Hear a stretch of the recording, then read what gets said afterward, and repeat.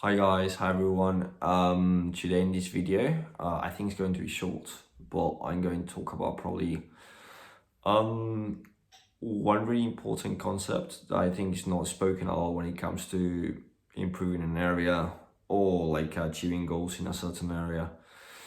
And it's the idea of how you should feel about trying to achieve a goal and being in a moment in which you are not close to achieve that goal, and it even doesn't seem that you are going to achieve that goal, which is like what happens to most of the time, I guess. um okay, so first of all, I would like to say that um you are, for example, learning English, right? And you have a level, and your ideal, for example, you have a A1 or B1 level, right? And your ideal level would be like C1. Even So the idea is that, like, right now you are B1, you want to be C1, and you seem like you are not making progress, right? And you're frustrated, I guess, to some extent. So the thing is, like, you need to be like, to some degree, accept that it's okay not be right now in the situation that you would ideally want to be in. Basically because of the idea that even like your ideal situation right now, when you achieve it, wouldn't be your ideal situation. Because even when you get the C1 level, you would like to maybe improve your pronunciation, to speak better, to speak faster, um, to know more about a certain topic, to be able to teach better certain things, to be able to have a different accent, to read faster, to understand more vocabulary, to get to C2 level. And even when you are C2, maybe you want to improve accent, you want to have more vocabulary, you want to get a certain accent, so your goal, or you want to just maintain, so even your goal is always going to be changing. And it's going to be never going to be your goal, it's never going to be what you have right now, because if it was what you got right now, it wouldn't be your goal, if that makes sense. So basically, to some extent, you need to be comfortable with not being there. However, you need to be comfortable as long as you're still making progress.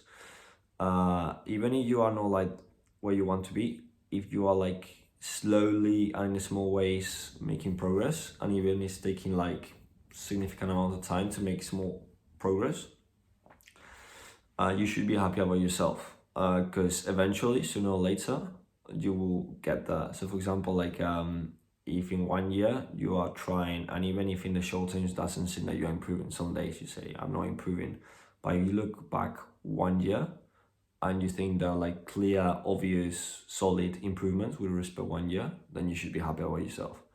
Because, for example, even if you improve, like you get like 20% closer to your goal, in 5 years you could get to your goal. Even if in 1 year it seems that you have been working a lot and not getting almost nowhere, in 5 years you will reach your goal, and you keep making progress.